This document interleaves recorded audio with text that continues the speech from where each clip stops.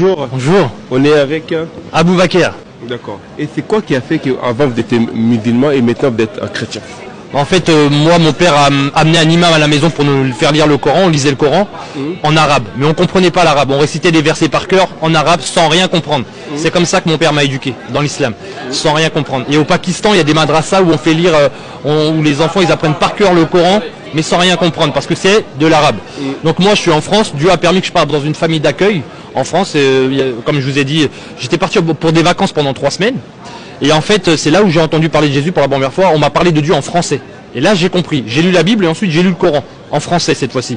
Et j'ai vu que c'est pas du tout une continuité. Parce qu'en fait, la Bible déclare que Jésus est le Fils bien-aimé de Dieu. On le voit dans Matthieu chapitre 3. Matthieu chapitre 3 verset 16, lorsque Jésus-Christ a été baptisé dans l'eau. Jean-Baptiste, voilà, il a baptisé Jésus. Jésus est sorti de l'eau. La Bible dit que Jésus s'est mis en prière. Et le ciel s'est ouvert. Le Saint-Esprit est descendu sur lui comme une colombe. Et la voix du Père s'est fait entendre, la Trinité. Le Fils, qui est plongé dans l'eau qui ressort, le Saint-Esprit qui arrive, et la voix du Père. Ils sont 3. La voix du Père qui dit, celui-ci c'est mon Fils, bien-aimé, en qui j'ai mis toute mon affection, écoutez-le. Il le redit encore au moment de la transfiguration. Donc, moi j'ai lu la Bible, je vois que Jésus est le Fils de Dieu. Et la Bible dit que celui qui ne croit pas que Jésus est le Fils de Dieu, la colère de Dieu demeure sur lui. Et que c'est un antéchrist. C'est écrit dans la Bible. Celui qui nie le Père et le Fils, voilà l'antéchrist. Celui qui nie le Fils n'a pas la vie. Il n'a pas le Père et il n'a pas Dieu. Et il n'a pas la vie. Donc le Coran dit le contraire. Comment Dieu peut-il avoir un enfant alors qu'il n'a pas de compagne? La Bible ne dit pas que Dieu a une femme. Et Dieu n'a pas besoin d'une femme pour avoir un enfant. Parce que même une bactérie peut se reproduire sans enfant. Sans femme. Sans qu'il y ait une compagne, sans qu'il y ait un binôme. Une bactérie peut se reproduire comme ça. À combien plus forte raison le grand Dieu peut avoir un enfant sans avoir de compagne.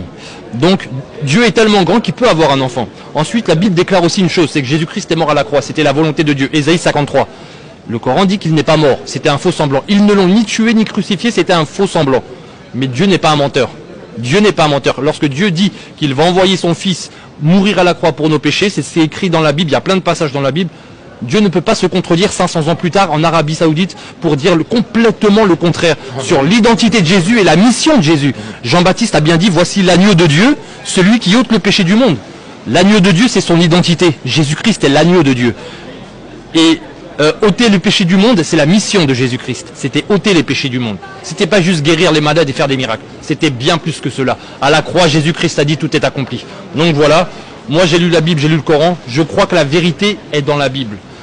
Voilà, j'ai lu des choses dans le Coran, dans les hadiths, par exemple dans la Sunna, où j'ai pu voir que le prophète de l'islam s'est marié. C'est écrit dans le Sahih Bukhari, dans le Sahih Muslim, dans les textes de l'islam, il est écrit à plusieurs reprises que le prophète Mohammed, en fait, s'est marié, mais il n'y a pas de souci au mariage. Mais quand un prophète de 53 ans, c'est écrit dans les textes, ne dites pas c'est moi, c'est les textes, c'est Bukhari qui le dit, c'est Sahih, que le prophète Mohammed s'est marié avec une fille de 6 ans qui jouait à la poupée et à la balançoire. C'est du Sahih. Et c'est pas écrit qu'une seule fois, c'est écrit plusieurs fois. Il y a un autre passage qui dit que quand le prophète Mohammed est mort, au moment de sa mort, Aïcha avait 18 ans. Elle avait 18 ans, c'est pas moi qui le dis encore une fois, je le répète, c'est pas moi. Ce sont les textes de l'islam. Moi, je peux pas accepter. Comme les musulmans n'acceptent pas que Dieu a un fils, moi, j'accepte pas que le sauveur du monde puisse se marier avec une petite fille. Aïcha, de son nom. Voilà. Bon, merci beaucoup. De rien. Passez une bonne journée.